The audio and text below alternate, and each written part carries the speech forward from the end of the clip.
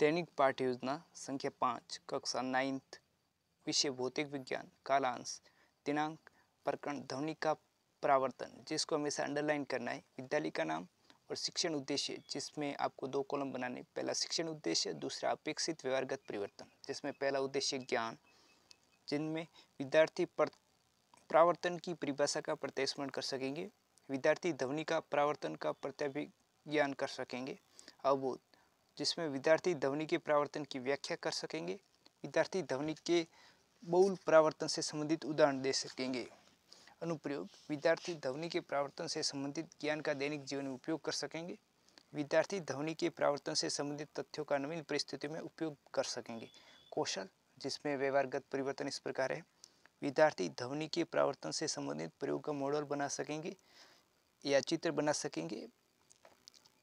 अभिरुचि, जिसमें विद्यार्थी ध्वनि के परावर्तन विषय के प्रति जिज्ञासा प्रवृत्ति विकसित होगी उनकी।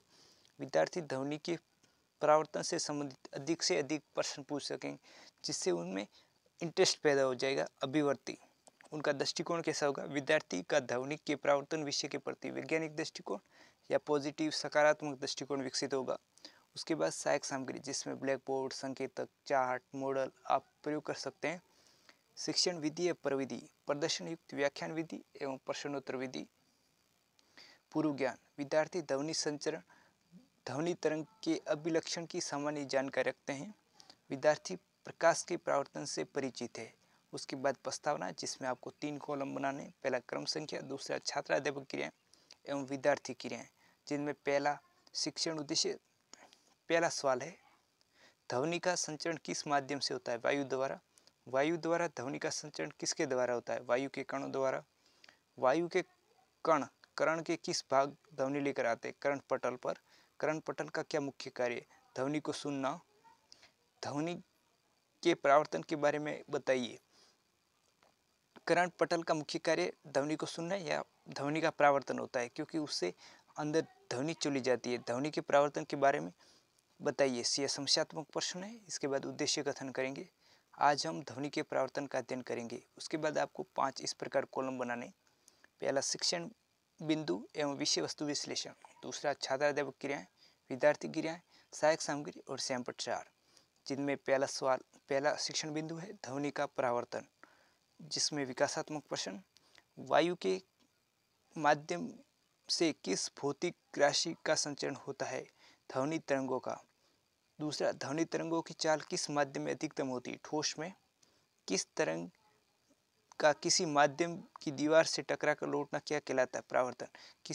किसी तरंग का किसी आगे दीवार है उससे टकरा कर वापस लौटना किसी भी माध्यम में, ठोस, द्रव, गैस हो सकता है, उसे परावर्तन कहा जाता है। ध्वनि के परावर्तन के बारे में बताइए। निरुत्तर।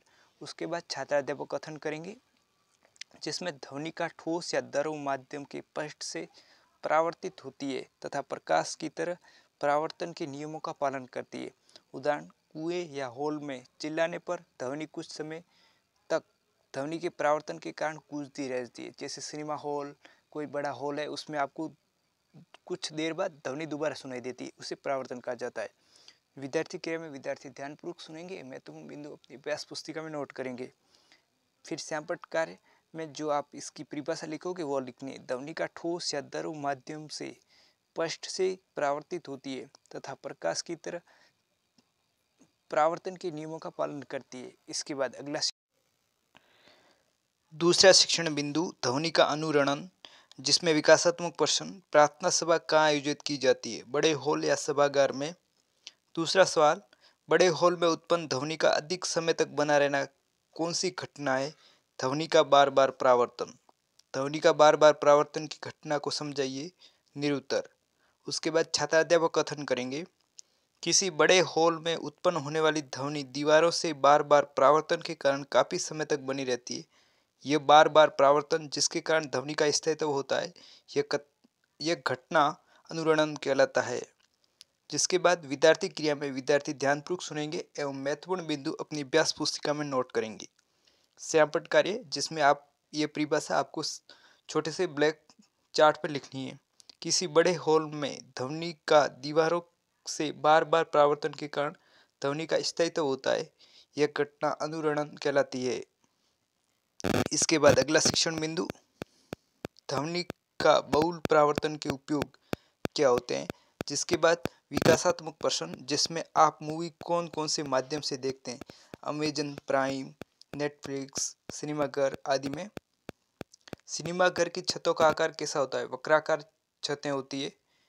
सिनेमाघर, कंसर्ट हॉल आदि की छतें वक्राकार क्यों बनाई जाती है, निरुत्तर। उसके बाद छात्राध्यापक कथन करेंगे, जिसमें कंसर्ट हॉल, सिनेमाघर तथा सम्मेलन कक्षों की छतें वक्राकार बनाई जाती है, जिससे कि परावर्तन के पश्चात ध्वनि हॉल के सभी भागों में पहुंच जाए।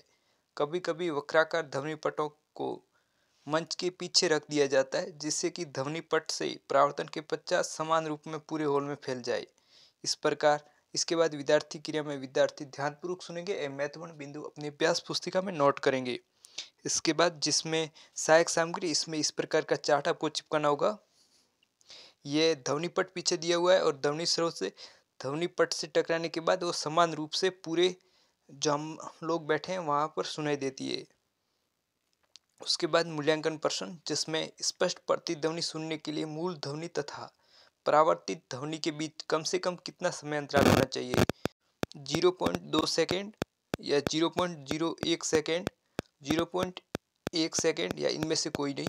दूसरा सवाल, ध्वनि तरंगों के परावर्तन के दो व्यवहारिक उपयोग लिखिए।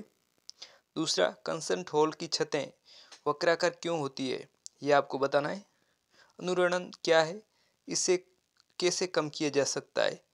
पांचवा सवाल, ध्वनि के परावर्तन को समझाइए।